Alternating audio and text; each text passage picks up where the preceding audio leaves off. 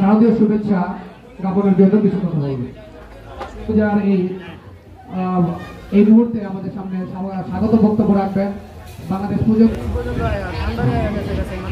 আমাদের এইমাত্র আমাদের মাঝে উপস্থিত হয়েছেন আমাদের কুমার।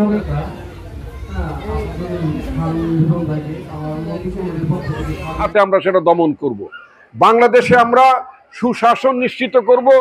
বাংলাদেশের সকল ধরনের নেতা আমাদের মাঝে এসেছেন। আমি বাংলাদেশ পুজোজ্জীবন পরিষদের পক্ষ থেকে তাকে শারদীয় শুভেচ্ছা জানাচ্ছি। জয়গান হবে এবং শুভ শক্তির জয়গানের মাধ্যমে আমাদের জাতির যে আকাঙ্ক্ষা, জাতির যে সেই দুর্গাপূজার আজকের এই শুভ দিনে আমরা আমাদের প্রাণপ্রিয় নেতাকে আমরা কাছে পেয়েছি। এবং বাংলাদেশ জাতীয়তাবাদী দল যদি আগামীতে যদি ভোটের মাধ্যমে নির্বাচিত হয়ে আসে, আমরা আমাদের দলের ভারপ্রাপ্ত প্রধান জনাব তারেক রহমানের তরফ থেকে বলতে চাই, বাংলাদেশে কোনো সাম্প্রদায়িকতার কোনো বীজ বাংলাদেশে কেউ রোপণ করতে পারবে না। বাংলাদেশে হিন্দু মুসলমান বলে কোনো বিভেদ, কোনো বিভেদাত্মক কোনো রাজনীতি বাংলাদেশে বিএনপির শাসনামলে কেউ কখন উস্কানি দিতে পারবে না। আমরা সেটা কঠিন হাতে আমরা সেটা দমন করব। বাংলাদেশে আমরা সুশাসন নিশ্চিত করব। বাংলাদেশের সকল ধরনের নাগরিক, সকল ধর্মাবলম্বী, সকল বর্ণের মানুষ, সকল ভাষাভাষী, সকল বিশ্বাসের মানুষ একইভাবে এই দেশে সবাই থাকবে, বাংলাদেশি হিসেবে থাকবে।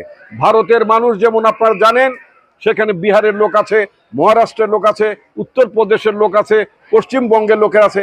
এক রাজ্যের লোক আরেক রাজ্যের ভাষা অনেক খেতে জানে না এবং নানা ধর্মের লোক সেখানে বসবাস করে, কিন্তু তাদের প্রধান পরিচয় হচ্ছে তারা ইন্ডিয়ান অথবা ভারতীয়। বাংলাদেশে পাহাড়ের সমতলে বাংলাদেশের সকল ধর্মাবলম্বী মানুষ, হিন্দু, বৌদ্ধ, মুসলমান, খ্রিস্টান, আমাদের এই ছোট্ট দেশে আমরা সবাই ঐক্যবদ্ধভাবে থাকতে চাই, সম্প্রীতির বন্ধনে থাকতে চাই, যেমনটি আমাদের পূর্বপুরুষেরও ছিলেন। আমরা ভবিষ্যতে সেই সম্প্রীতির পরিবেশের মধ্যে আমরা রাখতে চাই। কিন্তু কোনো দুষ্ট চক্র বাংলাদেশে এই ধরনের কখনো কখনো উস্কানি দেয়, কখনো কখনো বিভেদের পরিবেশ তৈরি করে। এদের থেকে আমাদের সবাইকে সচেতন থাকতে হবে এবং এই অশুভ শক্তিকে, এই অসুরদেরকে আমরা নিঃসন্দেহে সম্মিলিতভাবে আমরা প্রতিরোধ করব। আপনাদের এই শারদীয় দুর্গোৎসবে আপনারা এখানে সমবেত হয়েছেন, আপনারা আনন্দ করছেন।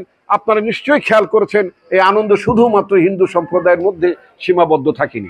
আমি গতকালকে অনেকগুলো মণ্ডপ ঘুরে দেখেছি, সেখানে অনেক মুসলমান নারীদেরকেও দেখেছি, এমনকি বোরকা পরে হিজাব করেও তারা সেই মন্দিরগুলোতে তারা গিয়েছেন। সন্ধ্যার পরে বিশেষ করে দেখেছি তারা তাদের বাচ্চাদেরকে নিয়ে তারা মন্দির পরিদর্শনে এসেছেন। অর্থাৎ আপনাদের আনন্দের সাথে এই দেশের মুসলমানরাও কিন্তু আনন্দে সামিল হয়েছেন। ইতিপূর্বে আমরা ছোটবেলাও যেটা দেখেছি সেই ধরনের সংস্কৃতি তো আমরা আবারও দেখতে পাচ্ছি। এটাই আমাদের সংস্কৃতি, এটাই হচ্ছে আমাদের সমাজ। এই সংস্কৃতি এবং সমাজ আমাদেরকে রক্ষা করতে হবে।